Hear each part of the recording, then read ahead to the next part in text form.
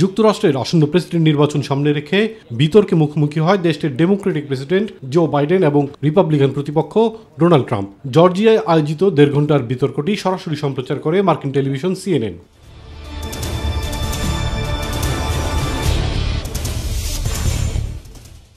বিতর্কে মার্কিন president Joe Biden জানায়, তার সময়কালে যুক্তরাষ্ট্রের অর্থনীতির ব্যাপক উন্নয়ন হয়েছে। আগে দেশটিতে মুদ্রাস্ফীতির হার অনেক বেশি ছিল, যা তার প্রশাসন কমিয়ে আনতে সক্ষম হয়েছে। আবার করোনা মহামারীর সময়েও দেশের সার্বিক অর্থনীতিকে জোরালোভাবে ধরে রেখেছে তারা। এই জন্য তিনি প্রশংসার যোগ্য।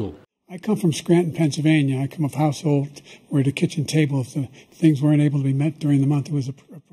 ট্রাম্প জানান, মহামারীর আগে দেশের অর্থনৈতিক অবস্থা যুক্তরাষ্ট্রের ইতিহাসে উত্তম ছিল। তিনি দেশের অর্থনীতিকে এমন জোরালো অবস্থানে নিয়ে গেছেন যাতে করে অর্থনৈতিক ধস না নামে।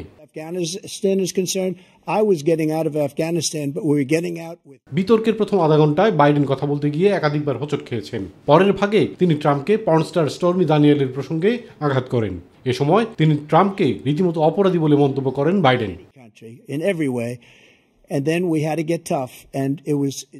বিতর্কে 81 বছর বয়সী বাইডেন এবং 78 বছর বয়সী ট্রাম্প উভয়কেই বেশ বিপাকে পড়তে হয়েছে। এমন একটি বিতর্কে তারা একটি ব্রেকআউট মুহূর্ত পর্যন্ত চেয়েছিলেন, কিন্তু পরে আর তা পাননি।